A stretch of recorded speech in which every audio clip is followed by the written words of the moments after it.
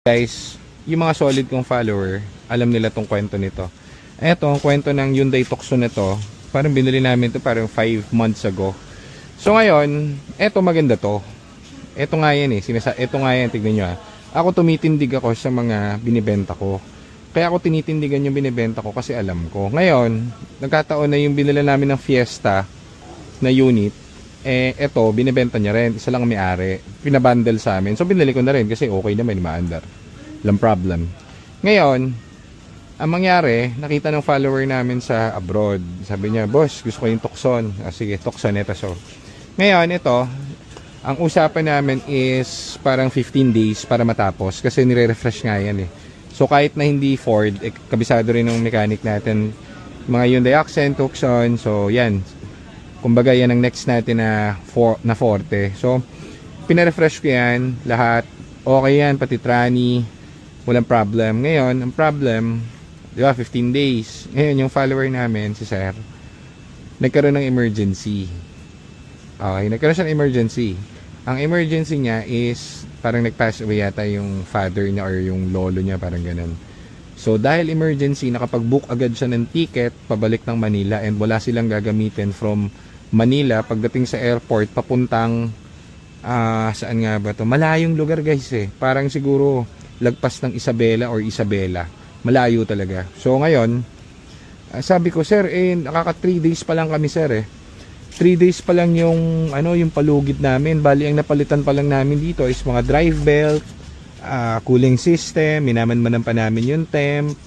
Tapos yung mga aesthetic pa lang ang napaayos namin. Hindi pa namin na-all out, hindi pa namin nare-retiming. Tapos dahil nga wala nang magagawa kasi nga sabi ng client namin ni sir, sir hindi pwede, emergency.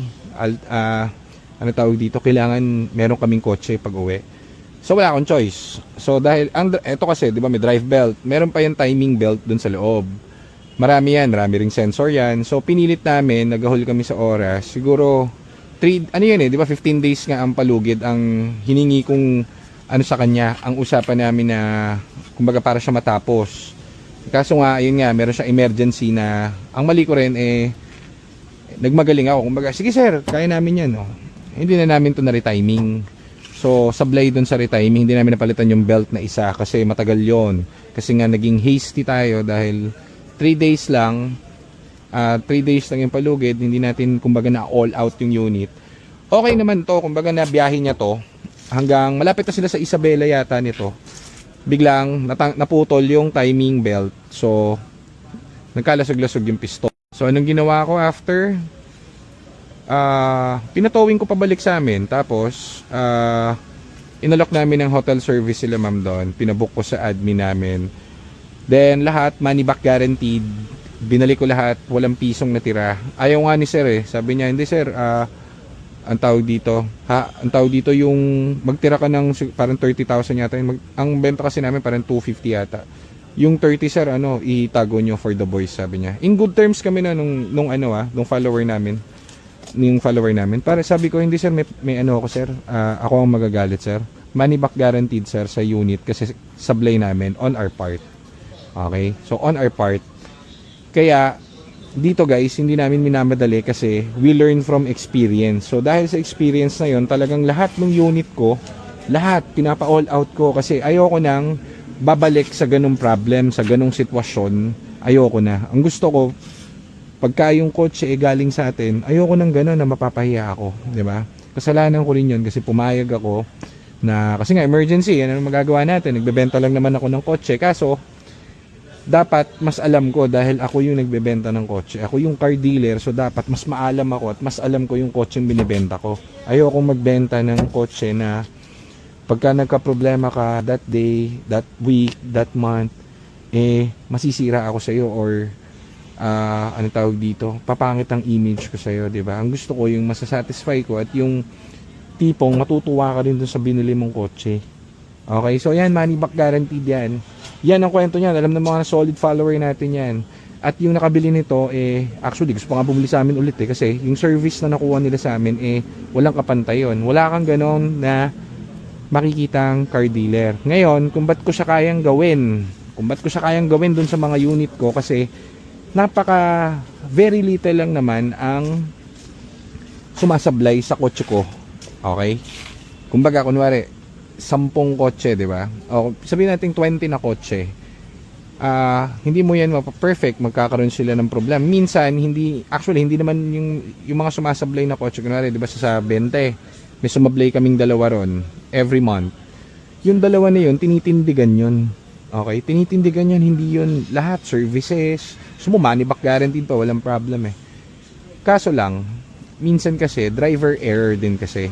Yung mga sumablay na unit sa amin dati, alam naman din ng mga client namin yan. Kunwari, may leak. May leak na, no? Kunwari, pumunta siya sa terrain na, kasi yung iba dito, kunwari, si Sir Alberto yata yung EcoSport na charcoal. Biyahe siya ng Bicol. Okay, pag biyahe niya ng Bicol, balikan, gamit niya na 1 buwan yung kotse, 1 buwan niya na gamit. So, meaning, walang problema yung kotse. Ngayon, after a month, nag-message sa amin, sabi sa amin, Sir, parang may tumutulo. Sabi namin, Sir, ikot nyo rito. Hindi pwedeng may tumutulo dyan. Checkin natin, free naman yan.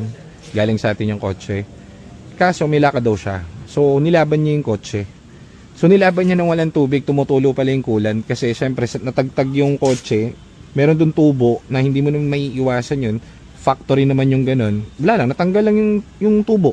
Natanggal yung tubo, yung sa kanyang ang tawag dito, tubo ng ewan ko, sa radiator yata yun.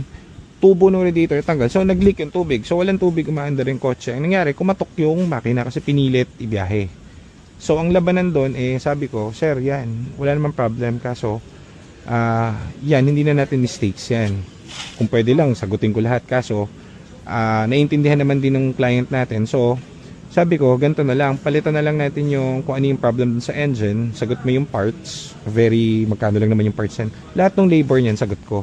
Okay, 1 month yan So, lahat ng unit namin kasi, tinitindigan namin, kahit na driver error na, no excuses ako. Kasi gusto ko nga, ma-enjoy mo yung kotse mo. Kasi kung ako yung lalagay dun sa posisyon mo, ako yung bumili ng kotse, tapos magkaroon ako ng problema, edi, malulungkot ako kasi yung laking pera nung nilabas ko di ba? Parang ganun yan. So, yan ang kwento ni Kuya Rapan nyo. So, anyway, ang tawag dito, tumitindig ako sa mga ganyang unit kasi nga, imagine mo yung margin namin for error, napakaliit. Yung lahat naman nabentahan namin, so kahit papaano kumita na kami ron. Diba? Kaya naman binabalik ko lang din dun sa client namin yung mga yung I give back dun sa client, tinutulungan namin at binibigyan ko ng magandang laban.